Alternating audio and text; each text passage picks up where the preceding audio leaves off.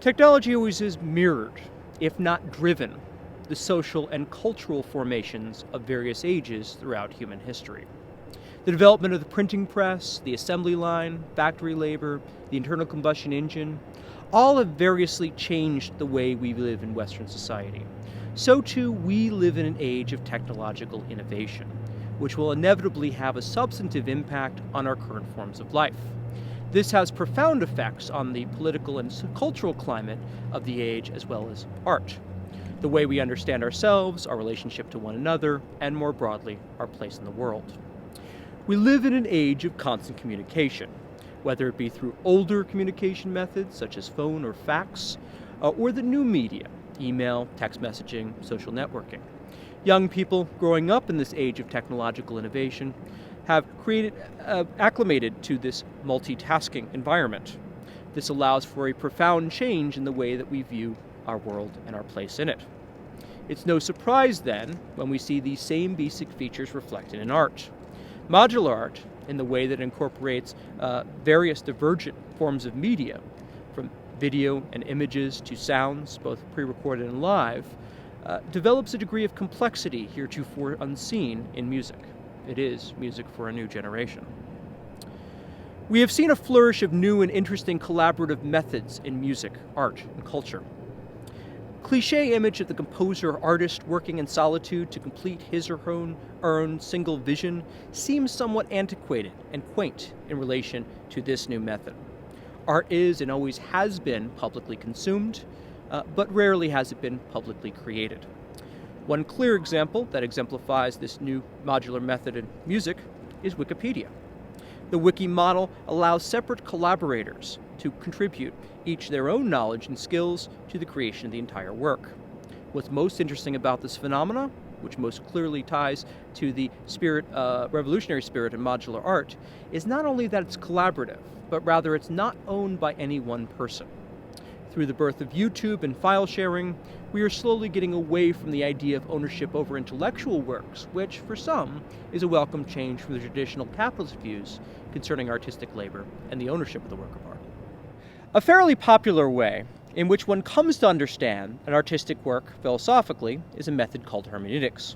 The method originates with scriptural interpretation following Martin Luther's Protestant Revolution. More recently, through the work of such figures as Hans-Georg Gadamer, Paul Ricoeur, Charles Taylor, it has developed a life of its own, and the interpretation of literature, art, and more generally, all aspects of social existence have been shown to be hermeneutic in nature. The basic idea of this method revolves around the idea of the so-called hermeneutic circle. The idea is as follows.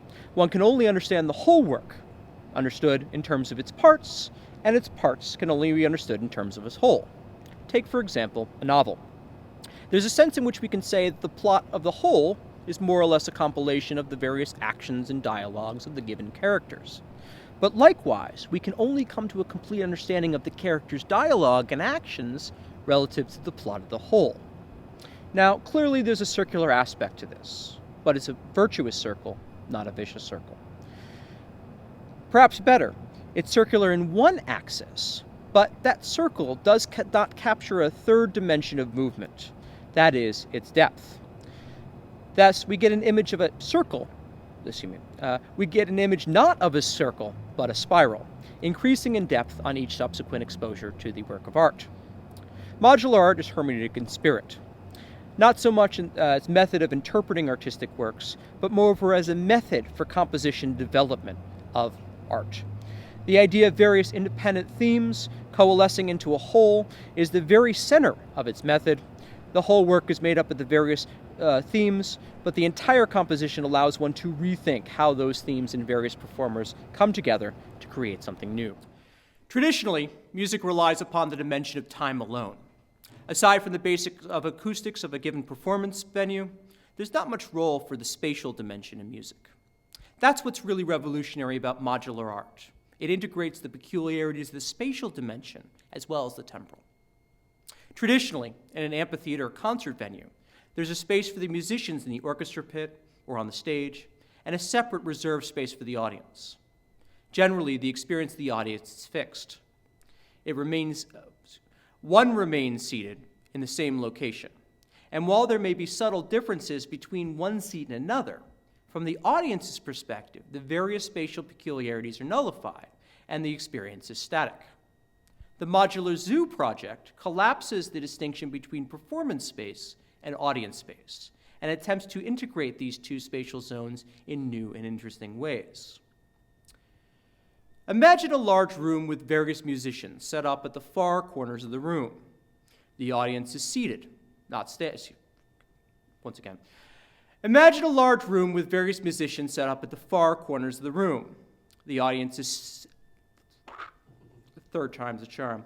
Imagine a large room with various musicians set up at the far corners of the room. The audience is standing, not seated, which allows one to move during the performance. One can position oneself in various spatial locations to be closer to one instrument or another, and to let one theme or another dominate. If one were to cross from one corner to another, another set of themes might emerge.